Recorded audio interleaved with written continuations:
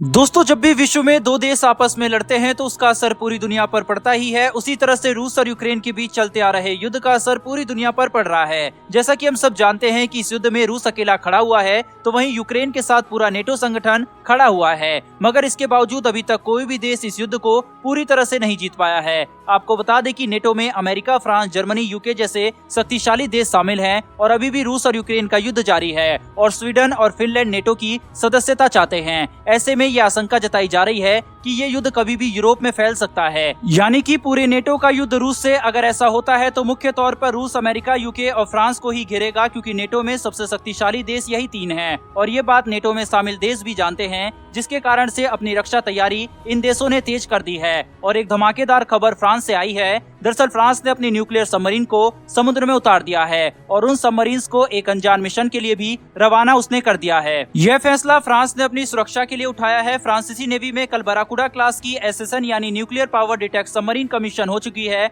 और ये फैसला पहले ही हो चुका था कि जब ये पनडुब्बी कमीशन होगी उसके तुरंत बाद ये मिशन के लिए निकल जाएगी, यानी कि फ्रांस ने इसे डिप्लॉय कर दिया है। फ्रांस अपनी सुरक्षा को लेकर बिल्कुल भी परेशान नहीं होना चाहता है और इसीलिए जो तैयारी उसे सुरक्षा के लिए करनी थी वो कर चुका है। वहीं पर दोस्तों, फ्रांस की इसी सबमरीन पर भारत की भी निगाहें टिकी होगी, क्योंकि भारत भी अपनी नेवी के लिए प्रोजेक्ट 75 अल्फा को लॉन्च करने वाला है, जिसके तहत भारत न्यूक्लियर अटैक सबमरीन बनाने वाला है, यानी कि हम भी एसएसएन बनाने वाले हैं। और ऐसे में भारत को एक फॉरेन पार्टनर की तलाश भी है और हो सकता है कि यह तलाश खत्म हो जाए, क्योंकि फ्रांस भी इस पर काम कर रहा है। दोस्तों, बाराकुडा क्लास सबमरीन को नेक्स्ट जनरेशन की सबमरीन भी कहा जाता है, क्योंकि इसकी टेक्नोलॉजी बाकी पुरानी एसएसएन सबमरीन से काफी हाईटेक है और ये सबमरीन फ्रांस नेवी के बाराकुडा प्रोजेक्ट के तहत बनाए जाने वाली पहली सबमरीन भी है। ये सबमरीन 328 फीट लंबी है और इसका वजन 5300 टन है। वहीं पर यह सबमरीन फ्रांस के शहर पेस्ट में तैनात रहेगी। इस सबमरीन की एक और खासियत यह है कि यह 10 साल तक इसे रिफ्यूलिंग की जरूरत नहीं पड़ने वाली। इस पनडुब्बी की खासियत यह भी है कि यह क्रूज मिसाइल से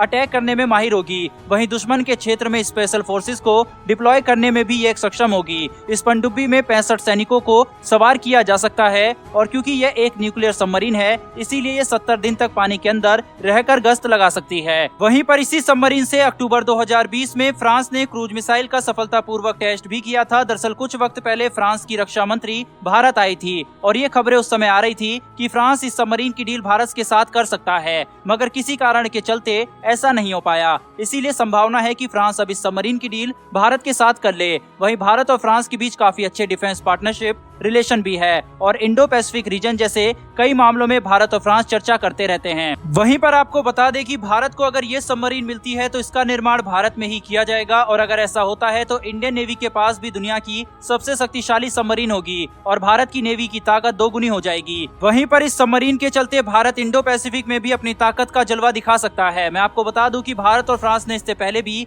कई सबमरीन मिलकर साथ में बनाई है। बहरहाल दोस्तों, बढ़ते हैं दूसरी खबर की तरफ, जो कि कल निकलकर सामने आई है। दरअसल रूस यूक्रेन कॉन्फ्लिक्ट के चलते GTRA के जो प्लान्स थे कावेरी ड्राई वेरिएंट के हाई एल्टीट्यूड ट्रायल्स को कंडक्ट करने का, वह भले ही डिले हो गया हो, लेकिन आज के टाइम पर कावेरी इंजन का जो यूनिट डिजाइन है वो पहले के वेरिएंट से बहुत ज्यादा स्टेबल है, जो कि हमारे पास अवेलेबल था। कावेरी का जो ड्राई इंजन है वो करंटली 46 किलो न्यूटन का थ्रस्ट जनरेट करता है, लेकिन कावेरी इंजन के कोर का जो रीडिजाइन मॉडल हमारे पास मौजूद है वो पहले इंजन से बहुत ज्यादा स्टेबल है। इसी के साथ साथ जो इश्यूज निकलकर सामने आ रहे थे टेस्टिंग के दौरान नॉइस के, वो भी फिक्स कर लिया गया है। वहीं पर इन इश्यूज को कई बार ग्राउंड रेट ट्रायल्स के कंडक्शन में वैलिडेट भी किया गया है। वहीं GTRA प्लान कर रही है कि इस इंजन के इनर्शियल फ्लाइट ट्रायल्स को 2024 तक खत्म कर लिया जाए। युद्ध के चलते इसमें भी थोड़ी देरी का सामना हमें करना पड़ सकता है। कुल मिलाकर कावेरी इंजन में भारत को धीरे धीरे सफलता मिल रही है। बहरहाल दोस्तों, इस वीडियो में इतना ही, लेकिन क्या भारत को प्रोजेक्ट 75 की तरह ही न्यूक्लियर सबमरीन निर्माण में भी फ्रांस से मदद लेनी चाहिए या नहीं?